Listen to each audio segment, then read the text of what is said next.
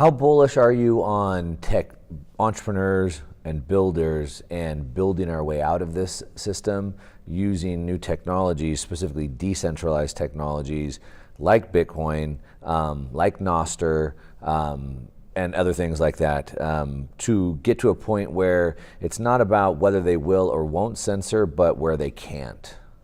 Yeah, I'm curious. I don't know that I would use bullish or bearish. I've talked before. Well, maybe I'll use a different word for it. Where I've said that one of the investment theses around crypto is, as I've seen, has been to be sort of bullish on bullcrap, in the sense that I see a lot of the use of cryptocurrencies by the intelligence world in a way that perhaps is informing the current market price and the current liquidity in the crypto market. I look at things like Tether and Circle. I've mentioned this before, but the fact that the U.S. State Department and USAID has a formal partnership with things like Circle now, for example, to be able to run money to the Venezuelan political opposition, because Venezuela has state control over banks.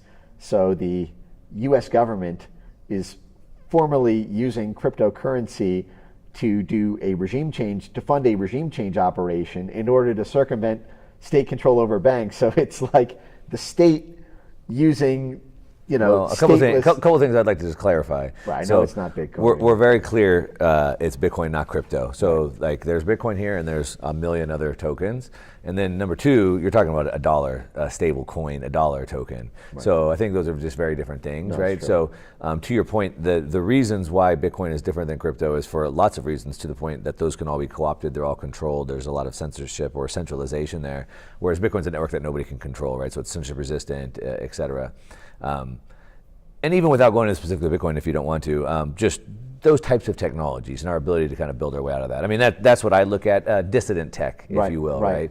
Well, so a few things. And I'm curious for your take on some of the political elements of the Bitcoin ecosystem. I could see a world, for example, where issues around miners and how centralization or different power dynamics around mining, and even the physical control over the political control over territories where mining operations happen, I think do lend some risk to Bitcoin being completely depoliticized.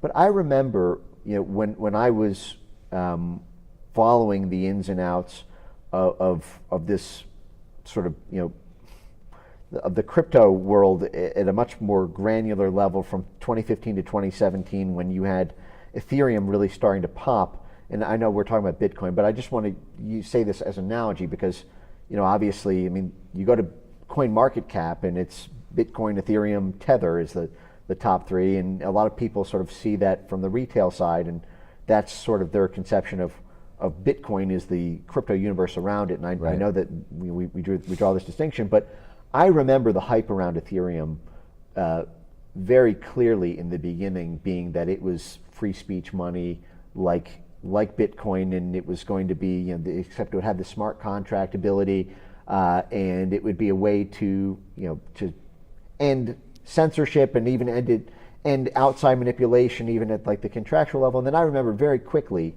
how the Ethereum leadership team responded to early scandals after the 2016 election about the use of right-wing, heterodox or highly controversial, people, their use of Ethereum or their participation in the community.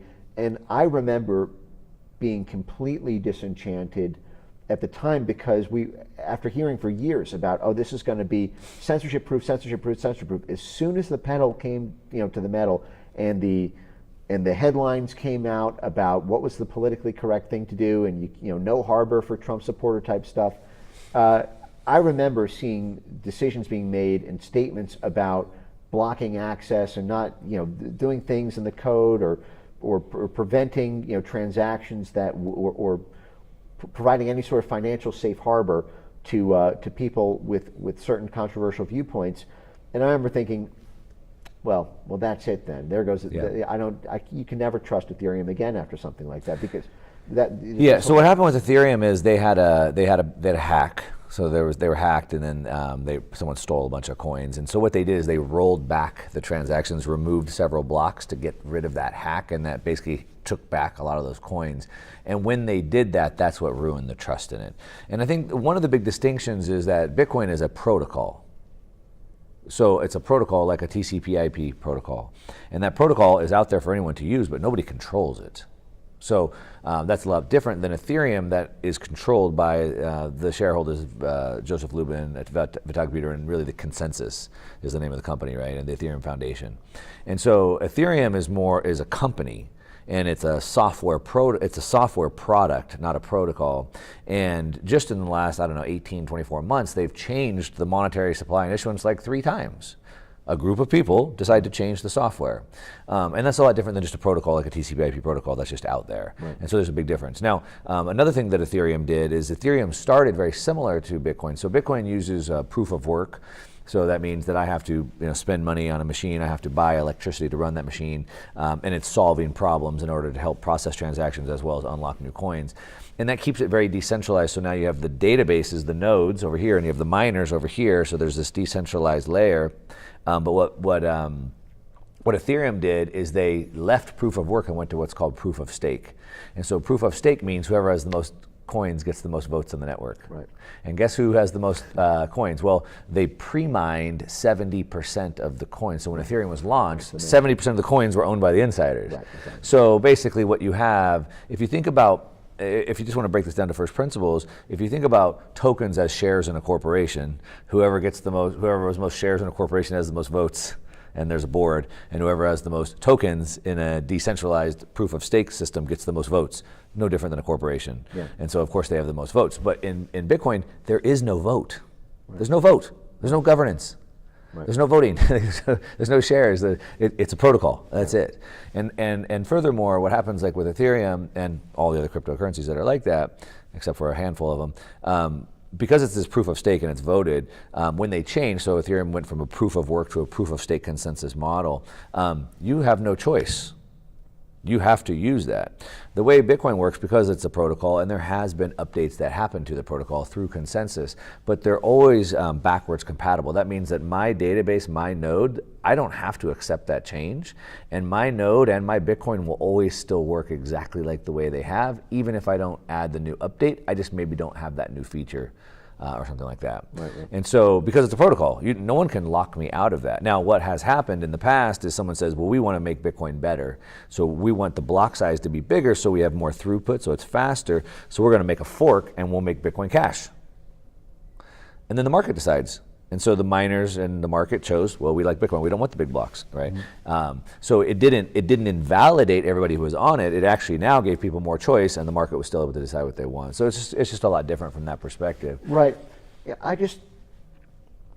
I never underestimate what a government is capable of doing when it decides something is a threat. Yeah. And coming from State Department world, it's all about capacity building. Every operation, every active influence. We have this whole soft power apparatus to influence the internal politics of foreign countries to make them more pliable to U.S. interests.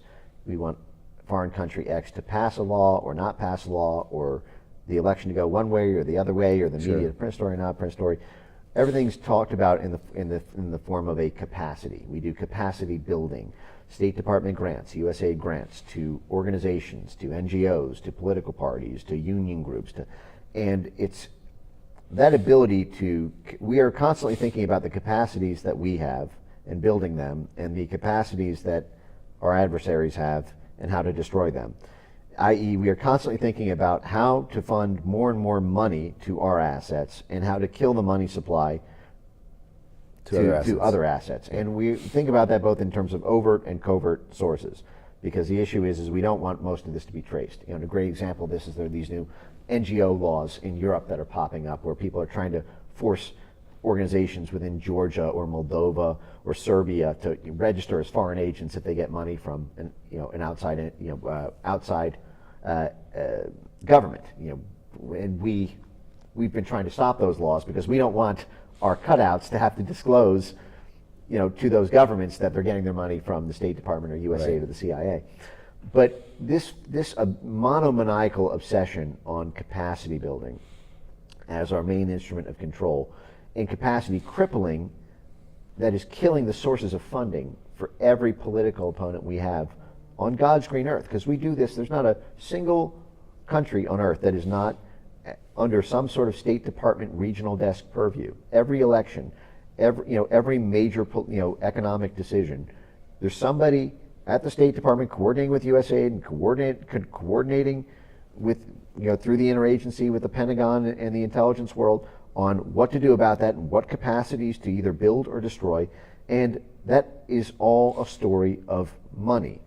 And it's a story of how do you fund something, how do you fund it above board if it needs to be, but below board if need. And I can just see a world where if the truly decentralized promise of Bitcoin begins to asymptotically approach fulfillment of that promise, the threat that it could pose to get in the way of the U.S. government, if we want a certain political party to win in France, and it turns out the other party is using Bitcoin for its primary source of financing, well, now you just run right into the crosshairs of the Central Intelligence Agency. And what do you think they're going to do? They're going to look at all the political vulnerabilities within the Bitcoin ecosystem around them.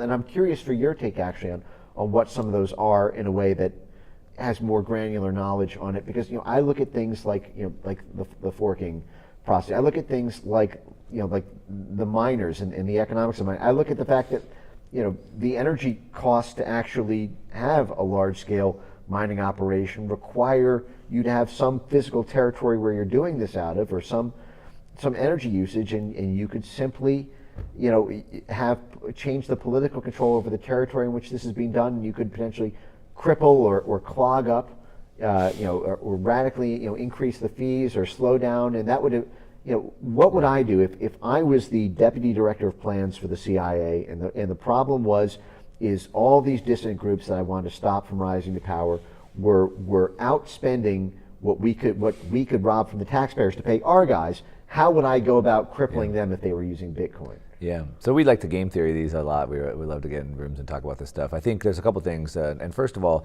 I just challenge a couple assumptions, right? So obviously, to your point, I agree on the CIA and the power of the intelligence community, et cetera. However, the government's not a monolith. Patrick McHenry, who's head of Financial Services Committee or whatever, he's running the Bitcoin white paper in the office. Mm-hmm. So there's a lot of very staunch supporters of Bitcoin inside the government. Right. So there's not a monolith. There's a power struggle. In addition, the government is also run by financial interests or lobbyists, right? And so the financial industry being one of those big lobbying groups. And so now the financial industry has spent billions of dollars to build Bitcoin products, and now they're profiting handsomely. They probably don't want to see that disappear either. Right. So you have probably a lot of proponents of Bitcoin now, both in the Congress, senators, et cetera.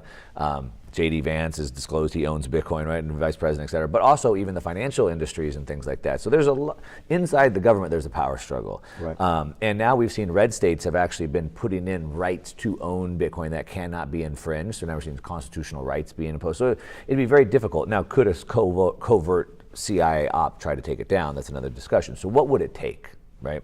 So there's a couple things. So one, they could try to attack the network. So that would be either the miners or the nodes. The nodes would be very difficult because everybody runs one at their house. They're like this big. You plug it into your Wi-Fi, right? The miners, right? So the U.S. has about 30% of the hash power in the world. So the hash power is somewhat decentralized. Now, 60% of it used to be in China.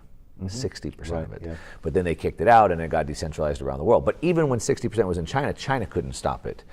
So what would it take? Well, we'd have to take, theoretically, we'd have to get at least 51%. Okay, so we're going to need to acquire ASIC chips. We're going to need to acquire the machines. We're going to need to build a fleet of machines. Well, that's going to take you 5 or 6 years to get that. Then we have to get the power.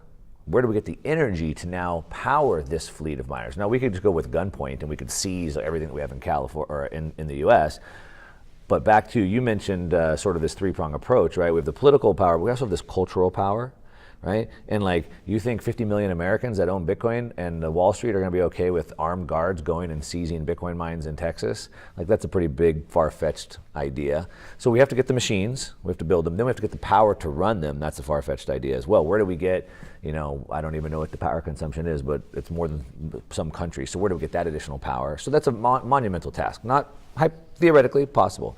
But even if all those things were to happen, even if the American people allowed them to come seize machines, and that's 30%, and then they built the other 50% that they need, and then they were able to get the power even if, then what? Well, then the minority part of the network fights back.